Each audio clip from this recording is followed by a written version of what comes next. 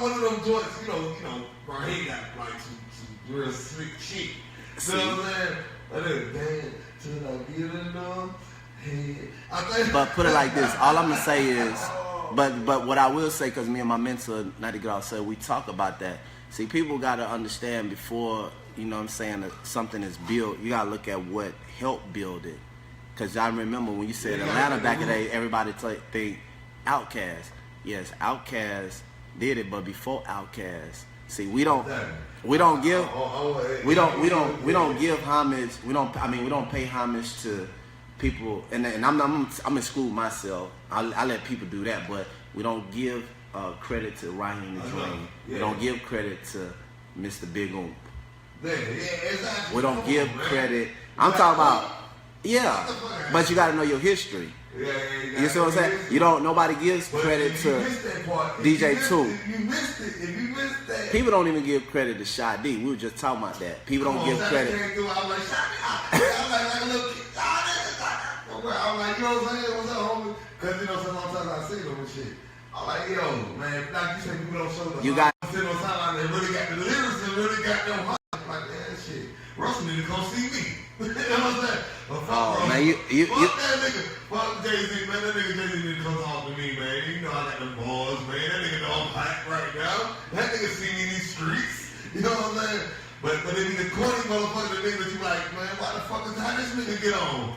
They be the one that run up to him like, yo, Jay, yo, shit, he humble. Yeah, that's how you gotta do it. He humble. I love so it. you like, shit, yo, whatever you got for me, I'll swamp the flows. Nigga, what you got? You know, it's crazy that you say that, because that's one of the reasons a lot of the artists not even popping, because I mention that all the time. I tell a lot of artists that come to me, I say, first off, you might know that you good, but don't let your ego get in front of you, because you gotta understand, these folks is already in the position they can help you. I'm not saying, you know, do some crazy stuff to get on, but one thing you have to keep in mind is when you go to them and not come like what they can do for you. Go in there saying, this is what I can do for you. Like, yeah, that's how, and a lot of folks be missing that.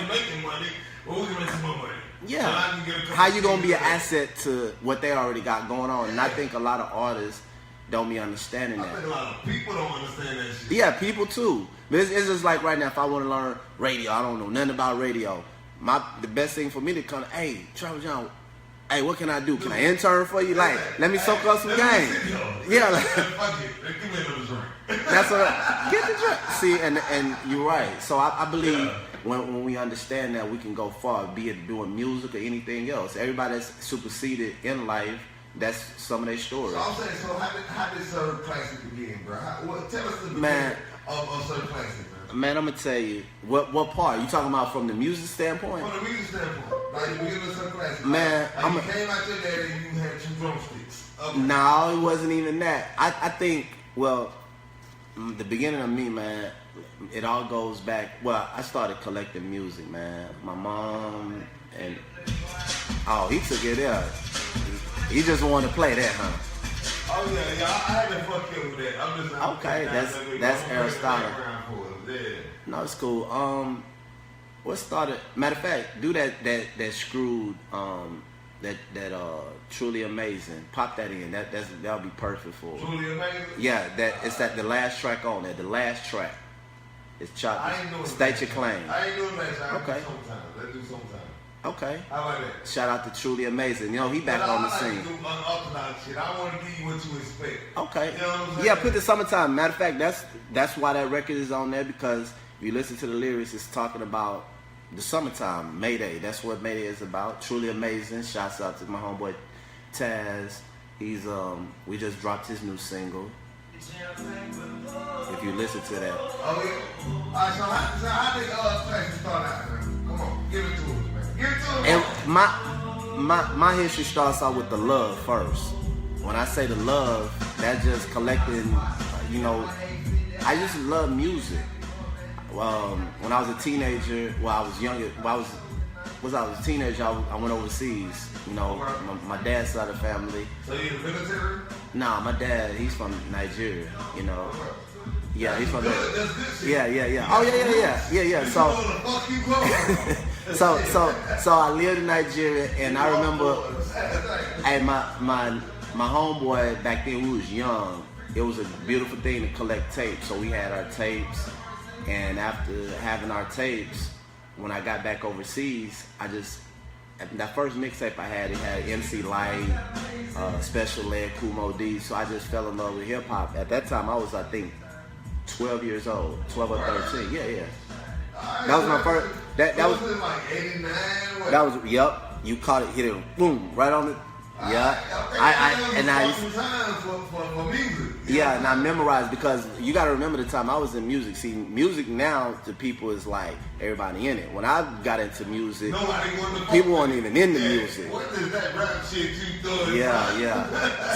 So guess what? When I got back over here to the States, and that was right at the time my mom and dad had separated. So my mom raised me and my siblings, and even though she, like anybody else, she struggled to raise us. The thing that took me away from everything was music. Your mom Nigerian too? No, my mom's from here. My dad. Okay. My mom's from here. So every penny, every dollar, every money I got. I mean, we could be riding down the road. It could be like a little yard sale or thrift. Yeah. My mom would pull over. She already knew what I'm finna go for. I'm going for the music. I'm going for the tapes. And I just built up a collection over time. And right before I got ready to move out on my own and get my own little spot, because I moved out young. I think I was like 17, 18 right after high school. Yeah. I had my buddy Rick, God bless his soul. We was riding down Memorial Drive. I was a young dude, and I told him, I don't know, and honestly, I didn't know where it came from. Some said to him, we riding in he had a Cadillac. I said, hey man, look at that spot right there. Let's get a spot. It was at a flea market. Yeah. It's right over there. So we pulled over. He didn't understand what I was saying. I said, we can get a spot, we can pay. So we went in there, inquired about the spot. We got the spot, speeded up, got the spot. And guess what I did? All the music that I had collected from CDs, vinyl, I just put that thing in the flea market, and that's how it started. Literally, it wasn't like I went to no bank and said, let me get it. I had the music, and people was coming in there buying it. I'm a young dude. At that time, I think I was making about $200-300 a day. But I was doing stupid stuff like going to the mall, buying up everything, staying fresh. Yeah. And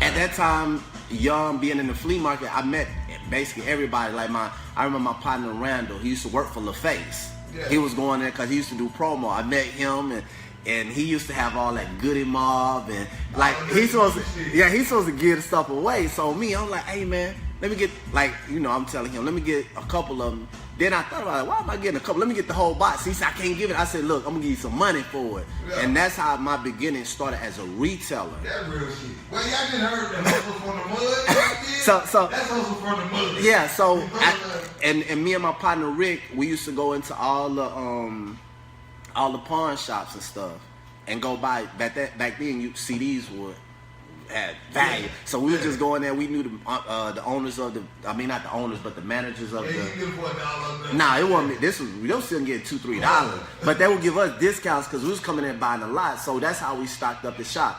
And now, keep in mind, I had to build a relationship if you go listen to one of my first releases that I ever put out, it's called MRM on the Rise. Yeah. MRM stands for Marlboro Mafia. Wow. Yeah, they from Lithonia. There was Lithonia, Lil Dre, God bless. So he used to make the beats, and it's on iTunes, it's on everything. So me and Lil Dre had our relationship. We was real cool because we used to make mixtapes where we would take other people's music and put on the mixtapes. So Lil Dre used to say, I remember him saying, I'm gonna buy an MPC, and then when he bought that MPC, that was right. All the kids from the hood would come over there and rap. So guess what? After Dre made the tape, he just handed me the tape. He said, "Get it out." I'm young. I didn't know nothing on nothing. He just gave me the tape and said, "Do you put it out?" Because he knew I knew a lot of people. Yeah. Now, so I remember I came up with I got $1,000 and I bought a telex machine. So I'm finna tell you. You remember the telex machine with the tapes, the tape duplicator? Yeah. So I bought the tape duplicator, and it was on from then. We was making our own tapes. And I was even surprised at the beginning because I'm like, people was coming to my shop buying the tapes. I'm like, not stuff that people already knew. And you go get a tape. They were buying tapes, And it was through that progression that I learned SoundScan, barcode. I had to learn how to package it. Schooling. You went to school. Yeah. So I didn't learn from like going to sit. I just had to like, okay, what's the next step? What's the next step? So my homegirl, shout out to Arlinda, she had a record store back then over there in Redan. So being that the group was from Lithonia, it spread. Matter of fact, you might not believe this, but I'm gonna give him a shout out. Scotty ATL. He comes from us. Scotty went to Redan, so all the kids in school was asked for the MRM. So Arlinda had a store. She would hit me up and say, "Hey man, I need more tapes, more tapes." So I'm riding around the city dropping off. So the way I think, I wasn't just trying to keep it local. I'm like, okay, if they buying these tapes out of my shop and buying it at this store, now I need to start. What you don't understand, man, is that, bro, like really, like, cats like you are a legend, bro. I appreciate a it. legend in your own, and you know what I'm saying? As far as dealing 18, you know what I'm saying? Yeah. And a lot of cases, like, they miss that point. They miss that point. Like, they just think it just came from nowhere, like, motherfucker just popped out the sky. Shit, motherfucker. It's a lot of work. It's a lot of work, you know. A lot of work, man. Like everything, like I said, we created, and then I went through all the transitions from the tape, you know, when the CDs came into play. So I converted. I said the same thing. I asked a nigga the other day, give me a DAT tape. A DAT, oh. I like, give me a DAT. That man said a DAT tape. Give me a DAT tape. Oh man. Let me know where you coming from. Man. I remember the studios. Matter of fact, some of the studios we first recorded at, that was the DAT recorder. I remember when you had to pay $150 just for a real. Wow. We had to, that's just something to record on. Let's not talk about the session, Sean. Yeah. Like when you go to the studio, this is just something to record on. Not to mention the DAT tape for them to bounce it down too, but shit. You took it back, you know. I'm like, man, come on, man. They done fucked the whole thing up. Yeah, so that's, like I said, that's the beginnings. I mean, it's just the progression. And one thing about so that's certain class of where he came from, man. So certain class of now he's throwing Mayday.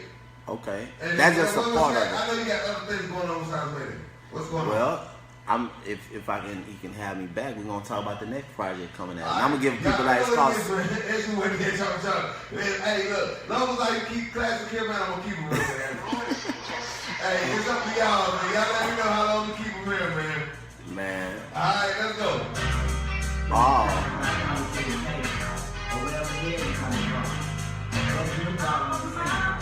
Let's go.